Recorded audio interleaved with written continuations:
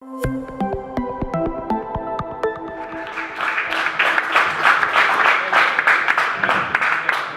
guys, so yeah, my name is Eden Greenwell. Yes, that is my real name. My parents gave that to me. It is on my birth certificate. And please don't do any Forrest Gump jokes. Like, you're all more creative than that, and I know that. So I have a question for everyone, and we're gonna do like a left hand, right hand kind of thing. Everyone who thinks that they know themselves, can you put your left hand up?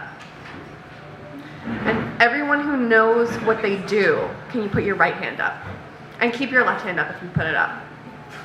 Okay, awesome. That's a great amount of people in this room, and I'm not surprised given the network and the community that you guys have. So for anyone who only put up one hand or didn't put up any hands, I feel you very much. About 4 years ago, I was in that same position. I was also 19, so it's like, yeah, obviously who wasn't there when they were 19. But instead of kind of like wallowing in this place of like, I don't know who I am, I don't know what I'm gonna do, life owes me reasons and answers, I was like, okay, I'm super inspired by all these people in my life. How do they see themselves? Because when I talk to them, they're like super humble and they keep growing, and like, how does that come about? Like, who are these people? What questions do they ask themselves? What are their points of view? So I started what was a blog called Her Habitat, and over 4 years it grew into a non-for-profit that was about self-development through community.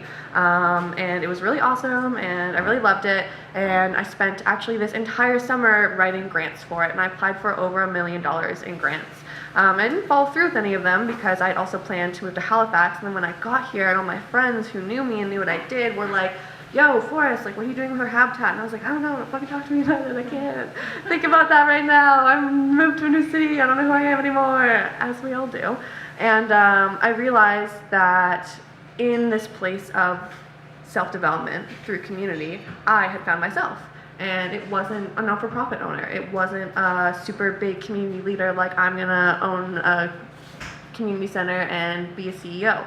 And that was kind of my plan, but that was my plan because I wanted to be a writer. And I was like, okay, I'm gonna go and I'm gonna do all this cool shit and it's gonna make me a bunch of money, and then I'm gonna like go buy a cabin in the woods and I'm gonna write everything that I wanna write that's in my head. And that's really silly, you know. I kind of had a means to an end through community, through what helped me to basically use it to avoid who I really was.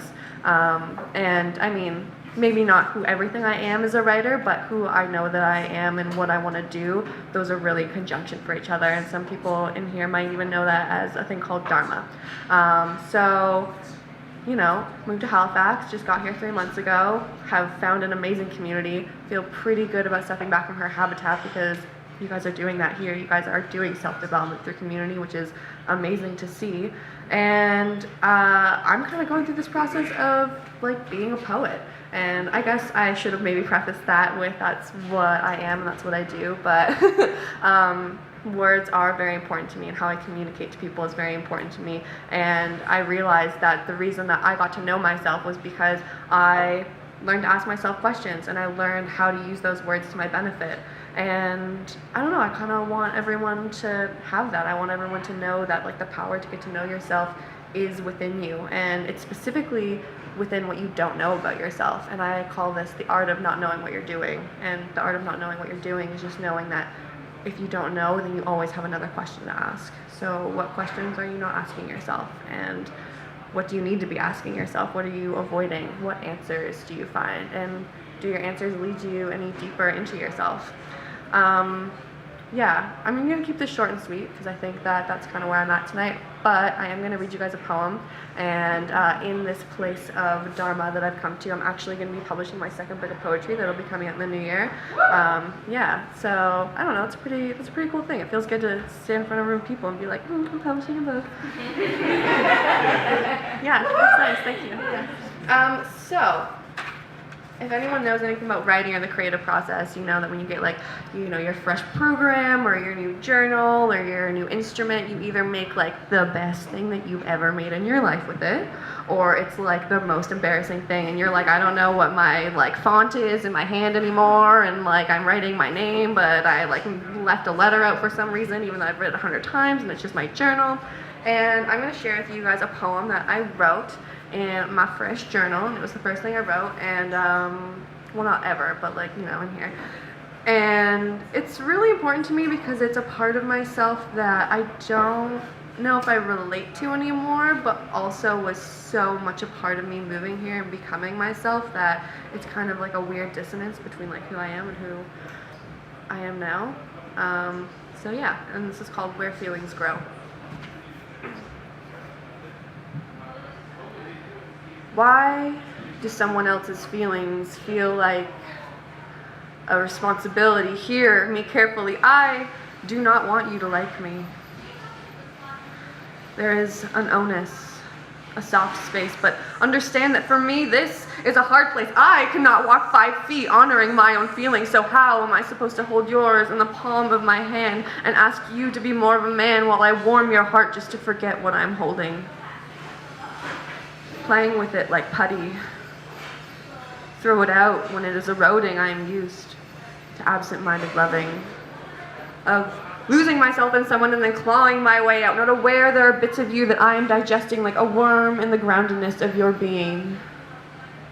Living like this until the rain that I've been waiting for draws me to the surface so I can clean my hands from the mess I've made and misplace the blame on a flood of feelings so I can walk away from your riddled body where I took advantage of exploring just to see if there was something in there to help me map myself out, I guess. I don't want you to show me freely how you see me. I'm afraid that I'm more of a mess than what I made it. Takes one to know one, they say. But you weren't one until I dug all of you up just to get to that soft clay, that vulnerability, that part of me that is so stale. It is crumbling so much that I am convinced I'll need a body bag for the poorly mummified corpse I found in my own self-reflection. I don't want you to like me.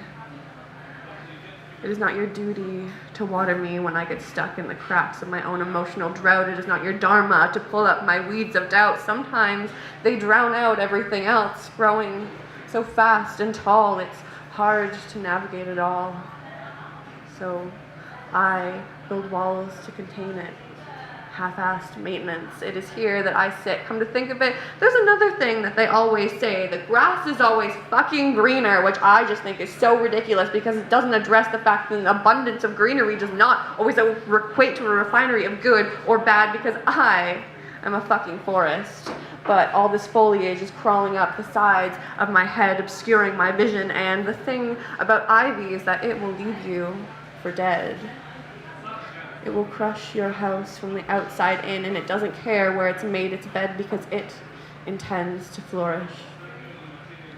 And perhaps you think we could too, but I'm not ready to fertilize this life with the death of you.